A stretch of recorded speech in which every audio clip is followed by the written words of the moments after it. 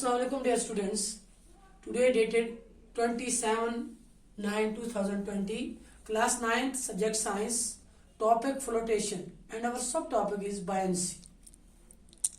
तो प्यारे बच्चों, चूंकि हमने बाकी बाकी चीज़ें जो हैं वो कंप्लीट की हुई हैं, कुछ थोड़ा बहुत हमारे इनकम्प्लीट रहा है, तो मैं सोचती हूँ कि इन दिनों में जब तक आपका एग्ज़ाम शुरू ना हो जाए तो आप ये भी कंप्लीट कर लें।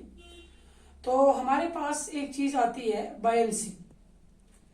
ये जो हमारे पास फ्लूइड होता है, पानी है हमारे पास, इसके अंदर एक फोर्स होती है, जिसको हम क्या कहते हैं, बायंट फोर्स या बायंसी। सबसे पहले हम देखेंगे कि हमारे पास बायंसी किसे कहते हैं। कहता है कि when an object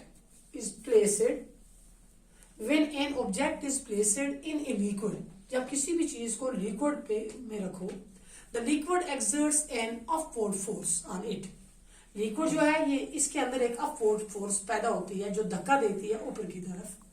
the tendency of a liquid to exert an upward force on an object placed in it is called buoyancy. गोया कि वो सलाहियत लिक्विड के अंदर जिसमें एक अपवर्ड फोर्स जो है वो बने, ऑब्जेक्ट जो हमने उसके अंदर रखा हुआ है उसको ऊपर की तरफ धक्का दे या बाहर की तरफ धक्का दे, उसको हम क्या कहते हैं, बायंसी। क्या कहते हैं, बायंसी।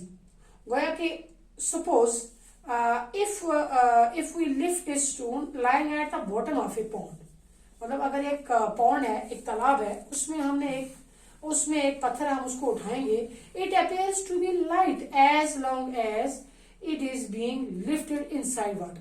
जब तक ये पानी के अंदर, ये पत्थर पानी के अंदर रहेगा, तब तक ये हमें लगेगा कि ये क्या है, हल्का है। ये क्या है, हल्का। But as soon as the stone is lifted out of water into air, जब हम इसको बाहर निकाल देंगे, the same stone feels to be much heavier. जो वही पत्थर जो है जब हम उससे बाहर निकाल देंगे हवा में, जब हम वो पत्थर बाहर निकाल के लाएंगे तो उस वक्त हमें वो हैवी लगेगा। तो what is the reason behind this? इसके पीछे क्या रीजन है, ये हमें आप हैवी क्यों लग रहा है? इसलिए लग रहा है क्योंकि जब ये पानी में था उस वक्त एक फोर्स इसके ऊपर एक्ट कर रही थी जिसका क्या नाम था, buoyancy. This means that some upward force act on the stone when it is immersed in water and makes it feels lighter. वही फोर्स जिसको हम क्या कहते हैं, buoyancy.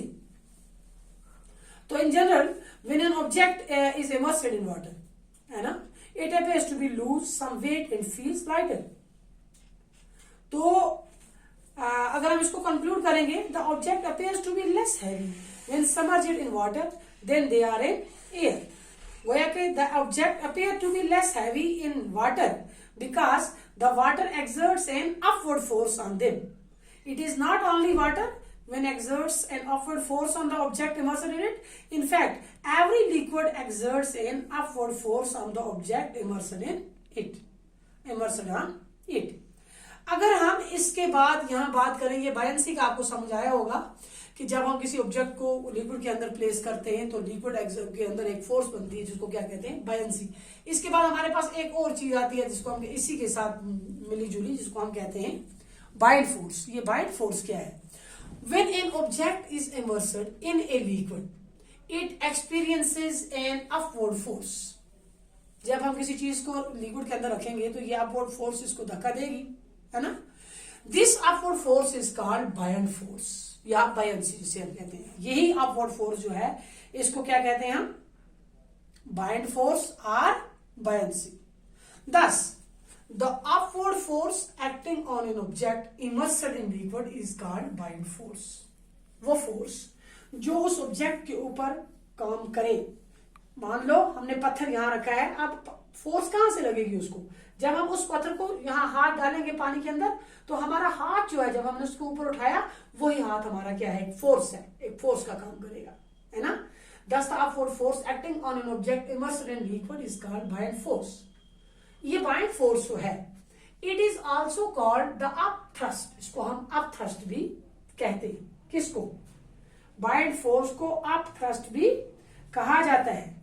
The upward force acting on an object immersed in a liquid is called buoyant force. So it is due to the upward buoyant force exerted by a liquid that the weight of an object appears to be less in the liquid than its actual weight in air. हमें जब पानी में कोई चीज होगी वो कम heavy लगेगी जब हम उसे बाहर निकालेंगे. गोया के the upward force exerted by a liquid is also known as upthrust. In other words, अगर हम देखेंगे इसको, buoyant force is known as the upthrust. इसको buoyant force को क्या कहते हैं? Upthrust.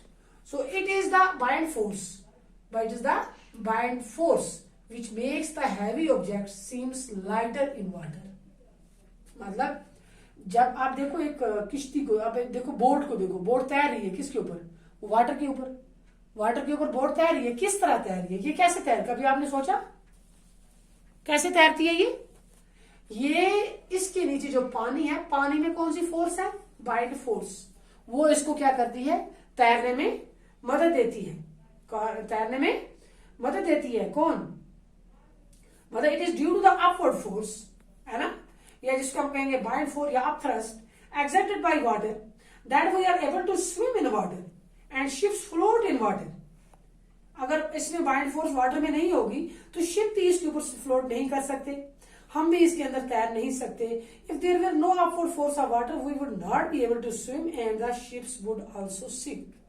अगर इसके अंदर बाइंड फोर्स वाटर के अंदर नहीं होगी तो ना शिप उसके ऊपर तैर सकते हैं और ना हम स्विम कर सकते हैं. शिप जो है वो उसमें सिंक कर जाएगी, डूब जाएगी, और हम भी इसमें डूब जाएंगे.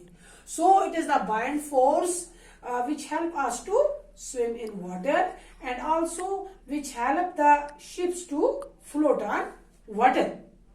ये किसकी बात कर रही हूं मैं? बाइंड फोर्स की. तो बायंसी के बारे में आपको समझ आई होगी कि जब एक ऑब्जेक्ट को हम प्लेस करते हैं लिक्विड के अंदर, तो लिक्विड के अंदर जो फोर्स होती है जिसको हम कहते हैं बाइंड फोर्स या बायंसी जिसको कहते हैं. सो ये जो बायंसी जो है, ये the tendency of a liquid to exert an upward force on an object placed in it is called buoyancy. और बाइंड फोर्स जो है ये जब एक ऑब्जेक्ट को हम इमर्स करते हैं, पानी के अंदर डाल देते हैं, तो उसको एक अपवर्ड फोर्स नीचे से धक्का देती है, मिलती है एक upward force. The upward force is called bind force. So the upward force acting on an object immersed in liquid is called bind force. So it is also called, इसको हम अपथ्रस्ट भी कहते हैं. और it is the bind force which makes the heavy object seems lighter in water. तो आज का हमारा यही था बायंसी और बाइंड फोर्स के बारे में. इंशाल्लाह हम कल बाकी आगे देखेंगे. शुक्रिया.